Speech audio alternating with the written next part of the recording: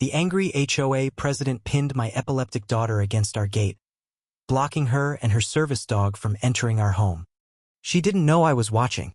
She also didn't know I was Assistant Commissioner of Police. Now she was gonna learn what happens when you mess with my child. The metal gate pressed against Ava's back as Ms. Beverly Langston, the overbearing president of our neighborhood HOA, jabbed a finger into my daughter's chest. Ava's service dog, Beacon, whimpered and circled anxiously, trained not to leave her side but powerless in the face of this aggressive blockade. "I don't care what your father told you," Beverly hissed. "No dogs allowed in the common areas. It's in the rules that your family seems to think don't apply." I saw all this from my car, just returning from a grueling 14-hour shift.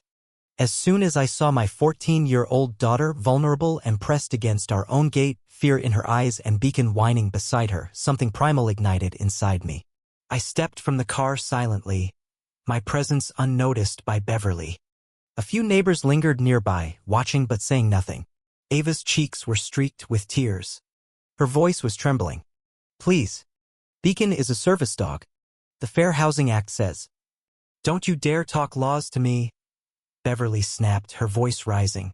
"I've been a paralegal for 23 years.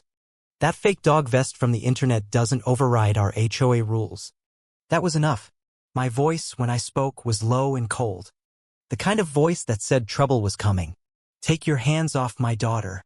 Now." Beverly spun around, startled. Her confidence flickered for just a moment before she smirked. "Mr. Bennett, just in time. I was explaining to your daughter that emotional support animals aren't allowed." "Beverly," I said sharply, using her first name with intention. "You have 3 seconds to move away from my child before I arrest you for assaulting a minor and violating federal disability law." She laughed awkwardly. "Arrest me? You can't be serious."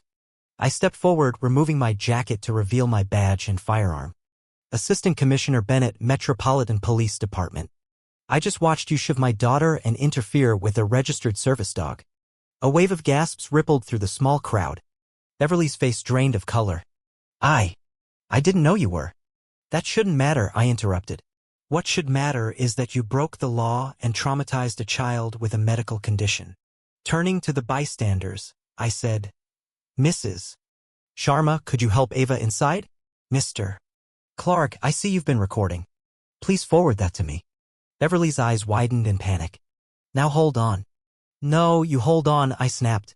"For 2 years, you've harassed my daughter. I've saved every email, every letter. Tonight you escalated to physical assault. That vest? Registered with the DOJ. Beacon here has over 1,500 hours of training. He's detected Ava's seizures before they even happen 3 times. He has saved her life." Beverly's bravado collapsed under the weight of those words. Neighbors began speaking up. "She's been picking on Ava for months," someone said. I raised a hand. "Beverly, go home. You'll be hearing from the HOA board, the police, and my attorney." She turned and stormed off, her expensive shoes clacking with every step. I turned to the others. "Thank you to those who tried to help. For those who stood by, do better next time."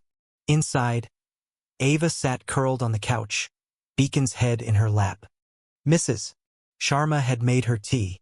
"She's calming down," she said softly before leaving us alone. I noticed the red mark on Ava's shoulder and sat beside her. "I'm sorry, Dad," she whispered. "I was just walking Beacon before dinner." "You have nothing to be sorry for," I told her. Beverly was out of line and broke the law. Ava stared at Beacon. "Why does she hate us?"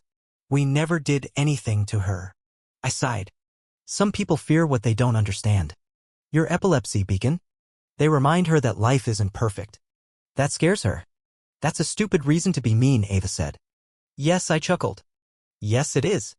The next morning, I made some calls. By noon, the HOA board had scheduled an emergency meeting. 3 days later, the community center was packed. Ava sat beside me, Beacon at her feet. Several neighbors wore purple ribbons for epilepsy awareness. Douglas Fry, the HOA chair, addressed the crowd.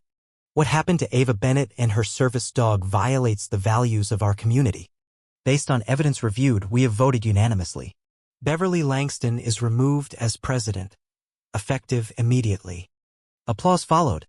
Additionally, we're implementing disability law training for all board members and forming an accessibility committee. Ava, we hope you'll consider joining. People stood to share their own stories of Beverly's bullying. Ours was just the final straw. Mr. Clark later handed me a flash drive with footage of 6 prior incidents.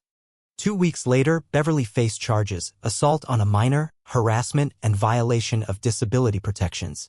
The judge imposed a $5,000 fine, 200 hours of community service at a disability center, and probation. She was required to pay for Ava's counseling and to stay 100 feet away from her. The community took notice. The local paper called it a landmark neighborhood case.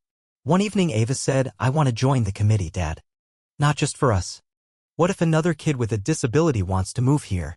I beamed. "Then let's make it better for them." A month later, I watched Ava walking with Beacon and Caroline, a new neighbor who used arm crutches. The path had been repaved, ramps installed, braille signs posted. Suddenly, Beverly's car rolled up. Ava paused. Beverly rolled down the window. "Excuse me," she said. "Ava, I owe you an apology. Not just for that day.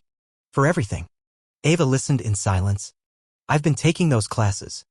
And I got some news. The doctors say I have early onset Parkinson's. I might need help soon too." Ava's expression softened. "I'm sorry. Is this your friend?" "Yes, Caroline. She just moved in." "Welcome to the neighborhood," Beverly said with surprising warmth. "You've already met our best resident." Later, Ava asked me, "Do you think she's really changed?" "Sometimes life gives us new eyes to see with," I said. "Her diagnosis probably made her understand." "I'm still mad," Ava admitted, "but maybe now she gets it." 6 months later, our community unveiled a new accessible playground. Ava gave a speech. Differences aren't bad. They're just different paths to the same place, belonging. That day, I saw Beverly standing alone, her hand trembling. Ava walked over. "Would you like to join us for lemonade, Mrs. Langston?" "After what I did, why?" "Because holding on to anger is exhausting. And because someday you might need kindness too. Consider this practice." Something inside Beverly softened. "I'd like that. Thank you." As they walked together, my heart swelled. Ava had chosen compassion over vengeance. She reminded me that justice isn't always punishment. Sometimes it's change. Weeks later, Ava told me I'm working on a buddy system for new kids with disabilities, so they always have someone. "That's brilliant," I said. "Mrs. Langston's helping," she added. "She couldn't open her water bottle yesterday, so I did." No one made a big deal. "That's how it should be." I nodded, seeing the quiet power in her. The gate where Ava had once been pinned was now part of a mural of handprints. Ava's and Beverly's side by side. Beneath them, Ava had written, "Different paths, same community." And with that, healing became part of our neighborhood's foundation.